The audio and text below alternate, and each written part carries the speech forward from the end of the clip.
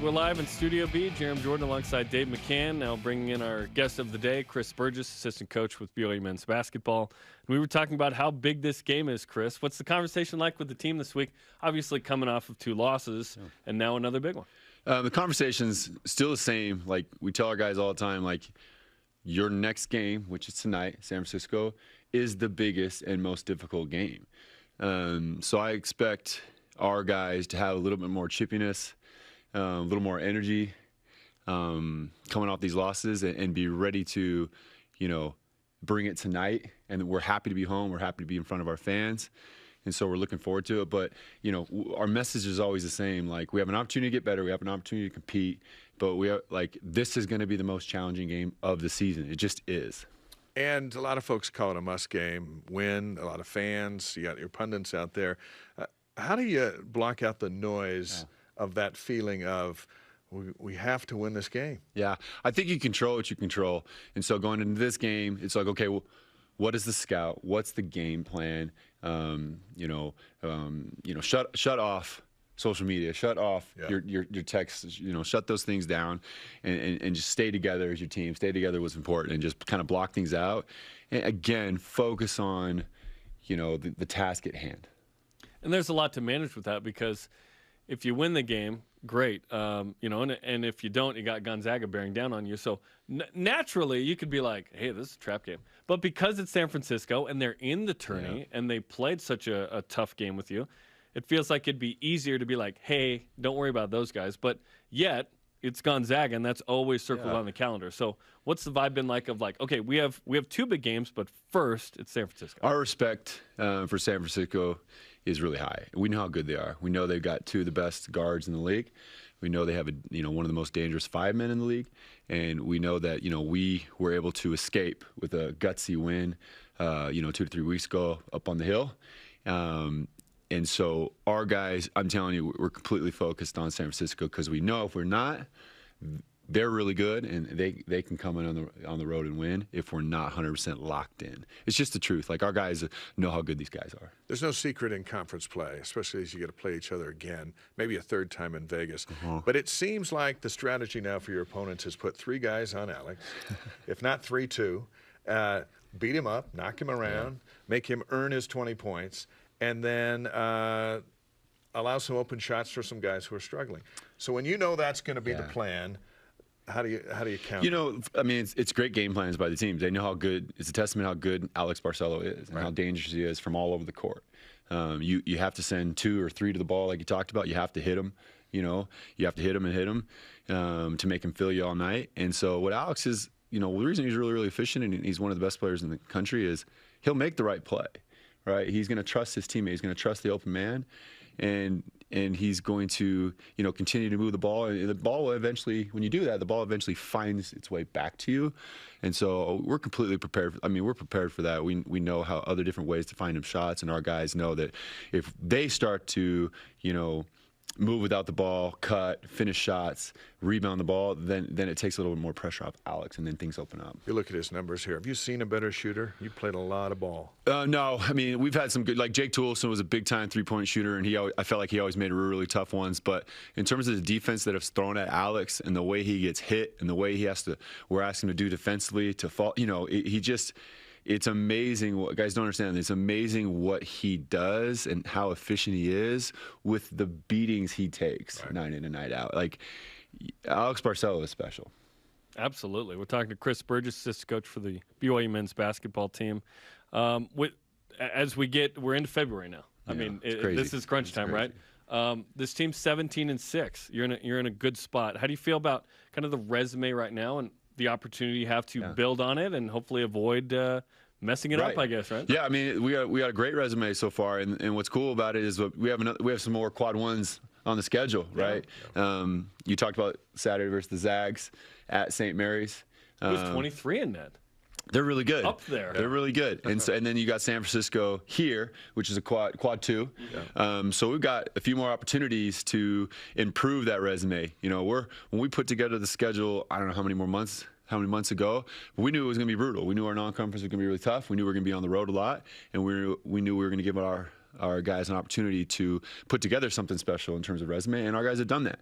So we need to take care of business. It's the end of the day, we have to take care of business, and if we do that, good things will happen. I think one number that should be talked about more that isn't when you lose Baxter and Harward, the two centers, and I remember we were talking with Mark, and he said, how are we going to get some rebounds?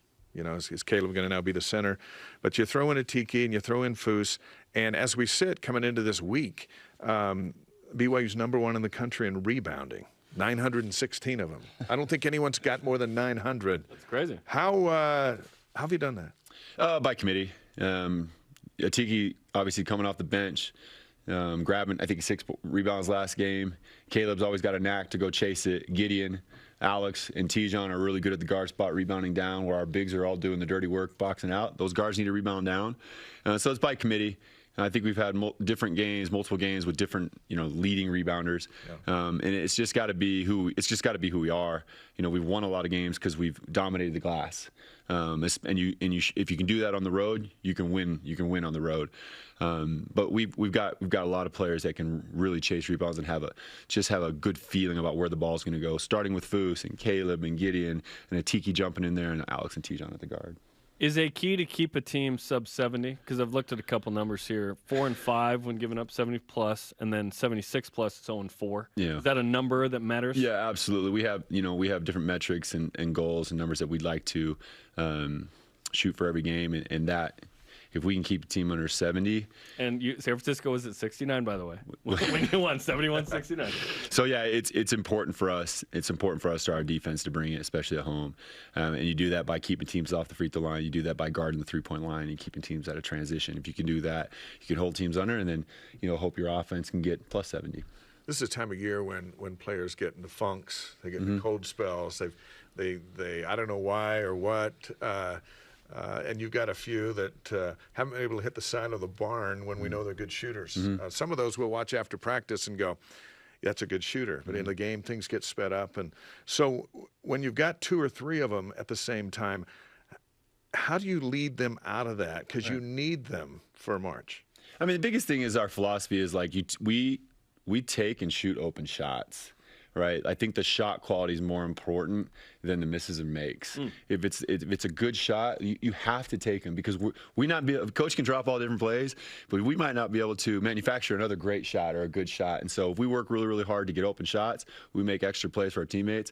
And so the mentality is, of course, our guys put in the work. I mean, you guys are there after practice or before practice. They are taking the shots, the game speeds that they need to.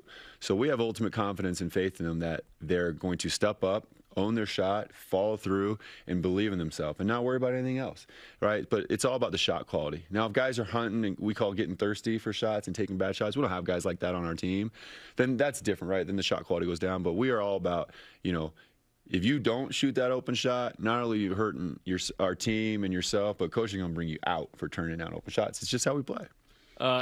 This week I read Draymond Green saying when Steve Kerr showed up, he said, the ball finds the open shot. And Draymond was like, what? Why wouldn't we just have Steph and Clay shoot all the shots, but the ball would find them? So that's an interesting point. Yeah. Last 3 games with Atiki, 9 of 11, 18 points, 12 boards, 4 blocks. He seems to be coming along quite nicely. Yeah, I mean, I think everyone, in this staff and this team knew, when he first got here, Atiki was the victim of, in Canada, just COVID, not being able to play for a long time. Like, he couldn't even get on the court. Like, every gym was locked down, right? Like, it wasn't like Utah where everyone's got a gym in their home, right? Like, he didn't have that. Going to the church if your bishop's cool with it. And so he would send him, his host family, his guardians here was his high school coach, and they would send me videos, and they'd literally have, like, the backyard hoop that, like, if you shoot a layup, you're going to turn your ankle on the backstop, right? And so he was just doing stuff like that. We knew he was going to be able to take a little bit more time, because he hasn't played. He's already started at an older age, and he didn't get a chance to play games. And so the more game reps he gets, the game starts to slow down. He starts to understand, and there's more opportunities to watch that film with him. And so he's getting better, and he keeps it super simple. Like, right, he's going to post strong. He's going to go to his little hook. In defense, he's one of our loudest early communicating bigs that we have on the team. In like his 4th language. Yep, in his 4th language. Sometimes he's not saying the right thing, but you know what? Like, he's talking and our guys hear him. right? And so he's doing that, and he's listening, and you know, we keep it really simple, and he's following it, right? And at the end of the day, he's really long and he's athletic, so he's going to do some things that, like, you know, his God-given ability or length and athleticism is just going to take over. I had a chance to cover a lot of heavyweight title fights down in Vegas over the years. So if tonight, you know, we got the guards, and everyone knows about their guards and your guards, but if we were have a heavyweight matchup between Foose and Masowski, what would be the tale of the tape? What's going to be the difference between those two, and who has the better game tonight? I'm going to go with Foose. First of all, Foose is really good. Second of all, Foose is really good at home. He loves I knew you were going to go with Foose. That wasn't a setup. He's going to go home crowd. But Listen, he's got a big challenge ahead. Masowski is, you know, he's a vet. He's using the extra year of COVID, so he's older. Foose is a puppy, right? He's just a young puppy out there. But I have the ultimate confidence in Foose doing his job. And it's not going to be just Foose, right? Like Foose, Atiki, and Caleb. But I'm gonna go with my player and the home crowd. With body shots, he can go to the body. That's right. He can go to the body. He got him last game in San Francisco. I think he got him a couple times, a couple dunks on his head. So, but most like it's a challenge. He's on the scouting report. He's their second or third leading scorer, and he knows this league. He knows the system, and he's super skilled. And so it's gonna be a challenge for us. But I'm excited. That'd be a fun matchup, those two. We were talking about this, the fact that you win 71-69, they go 3 of 23 from 3. I guess what's the conversation like with that particular element where it's like they're probably not going to do that again? Yeah, you know, listen, I believe in the luck factor at times, right? Shots go in, shots don't go in. It's all about the shot quality. KenPom has like a stat for luck, right? That's right. And like quantify it. every team is on both sides of it. And so I thought we did a fantastic job up there of limiting the amount of threes they usually take. They were way under their average, you know, but majority of the ones they took, right, there was some uncontested or late contested that, like, oh, you dodged the ball, where we watched that film, we studied that film, how did they get it, you know, what was the breakdown, you know, was it a switch, was it, you know, a down screen, pin down, whatever it was.